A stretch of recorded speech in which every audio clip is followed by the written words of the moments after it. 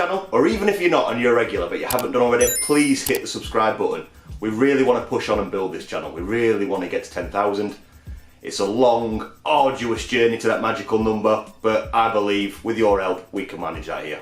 Also, check out our social media. All the links are above me. They will keep you up to date with everything we're doing and everything that's coming up.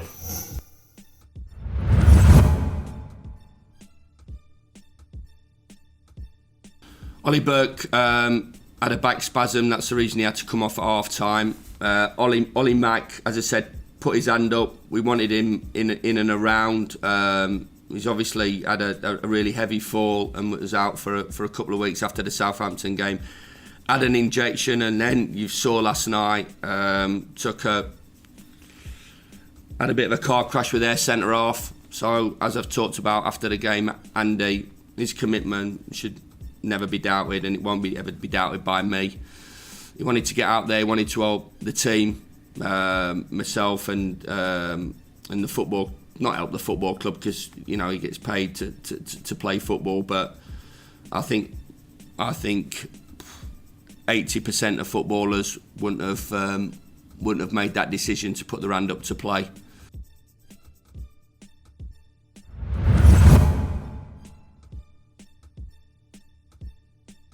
I doubt any of them will figure. Vids has got just a nick on a muscle in his back, which I'm surprised it has taken a bit longer to settle than we hoped for. Cork is making very good progress, it must be said, but we've still got to make sure he comes back fully fit because he's been out a while, but he's making very good progress. Johan's just getting back to that freedom to go and play because he's had so many niggly injuries. We've deliberately made a decision with him to take him away from it, allow him more training time. He's getting more game time in the reserve games. So that's a slightly different scenario, but they're all making progress, that's for sure. Alright, so we've got Burnley. Honestly, I don't think it matters who we play now. It is that desperate, that desolate of a season. I think we could play Tickle Juniors, flipping Maltby Main, even teams such as Rotherham United, and we'd still lose. It's that hopeless at the minute. I'm sorry. I really tried to be positive and optimistic and keep some sort of hope, but I honestly don't know where the goals are going to come from. We look so toothless. We lack creativity. We struggle to string passes together. If we do have a chance, we don't take it. Inevitably, every single week, we hit self-destruct at least once at the back. You've got John Egan trying to do the job of 5 flipping players at the back. You've got David McGoldrick up top trying to do the work of 5 players. You ain't got much in the midfield. People might come here and say the lineups. Just send out McGoldrick and Egan for me, and put Bash in as well. I'll give him a shout out. I thought the other day Stevens seemed to be the only one trying to make a run. When we had the ball, everyone's got their back to goal, shuffling side to side like a chuffing Space Invader. It's slow, it's tragic, it's painful to watch. So yeah, that's my match preview. Enjoy, guys. Up the Blades. Whey! So, another game gone, and shock, another loss. Don't know where a win's going to come from. Everton, they looked a poor side. I don't know how they got to second after that win. I have no idea. I did like the idea of McGoldrick just behind the strikers. Maybe a bit longer. If Baker had stayed on a bit longer, we could have seen it a bit more up front. I just think the substitutions didn't influence the game one little bit. And Jack Robinson, oh my God, he's terrible. He's terrible. Every time he touches the ball, I shit myself. I just think he's just going to give it away, do a silly mistake. I'd like to see Keane Bryan back in that left centre-back, definitely. I'd like to see Moose up front with Brewster. And obviously McGoldrick just behind as well. Apart from that, keep same team and hope we can get a win finally against Burnley. Right. Well, after being so proud after that performance against Brighton, I was left baffled with that one on Boxing Day.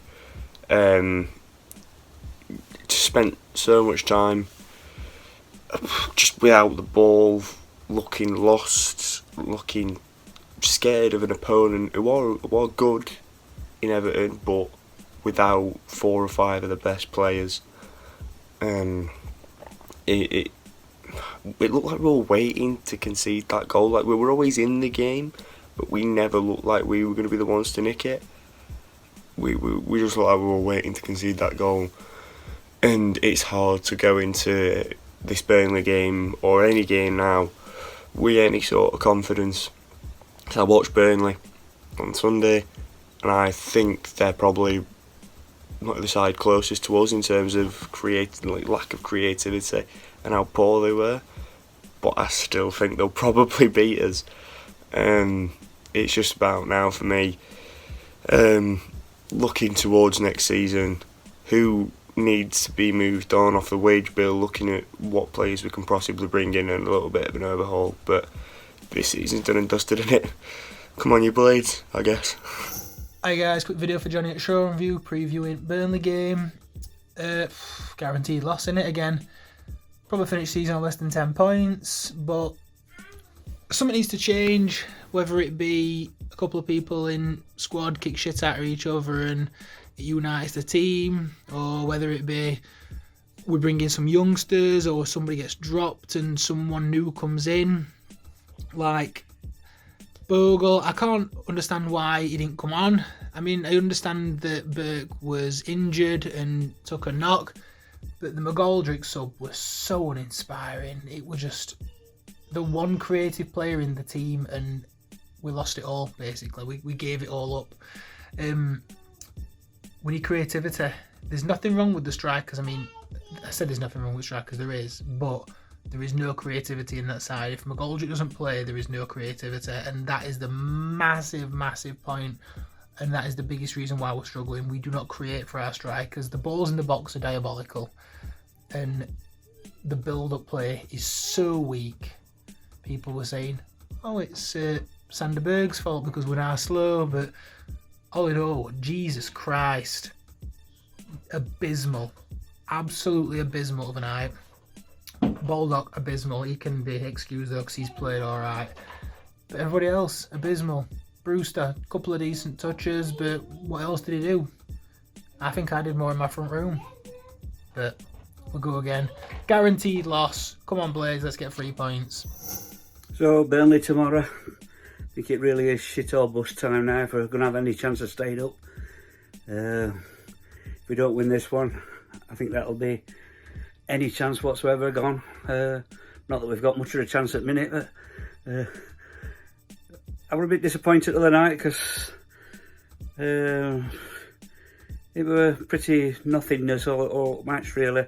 Never really looked like scoring. After the previous game when we showed a bit of fight and you thought it were going to change, but unfortunately it didn't really happen. Now we've got this little run of games where we either turn it round or we say we're building for next season. 99% certain that we will be anyway, but whatever there's hope, we've got to live with it. Being a Blade's not about glory, it's about keeping with this team and supporting them all the way through. To me, the question of do we get rid of Wilder isn't even a question. We've got to keep hold of him. He's got to. Who else could care so much about this club as he does? And no matter what anybody said about this season, he's got us here, and that's all down to him. And his people are questioning his purchasing. Look at players he's brought in. Yeah, they've made a few mistakes, but this is it. We've got to stick with him. We've got to keep battling as Blades. Let's hope we win tomorrow night. I never predict scores, but I'm hopeful. So we move on to Burnley. Another defeat behind us. Disappointing against Everton. This will be another tough game. Established Premiership team, established Premiership players, know how they play. It'll be a tough game. Maybe we get a draw out it, I don't know. We've got to stop giving away stupid goals. Again, other night we headed it into his own area and punished. Did we deserve to win game? Did we L? Did we deserve to get out from game? Did they? That's the way it's going. We keep conceding stupid goals. Need to sort midfield out. It's difficult, I know it is. I think I'd like to see Norwood and Fleck start, maybe give Bogle a go on right, go back to tried and tested system. Doesn't seem to matter who we play up front. I like Burke, but he hobbled off. So we just carry on plugging away. I just want this season to end, basically. What do you say? What do you keep saying? It's just the same every week. Competed, didn't create much. Lost by a goal. Just every single time it's the same. It's just fucking boring, isn't it? So boring. Only 23 matches to go though, so that's not bad. It's just mad. It made me realise yesterday, like, I was talking to my mum, and she said, like, oh, how did United go on? Lost 1-0. She goes, what, again? I'm like, yeah. What, again, you lost by, yeah. Always the same. Always 1-0. It's a fucking complete waste of everybody's time. Thank you to everybody who gave their opinions. It's always a pleasure having fans on the video. If you want to be on the videos in future, use the email address below me. Send in your opinions on the next game, send in your opinions about anything Sheffield United, and if it fits with the video, we'll get it in.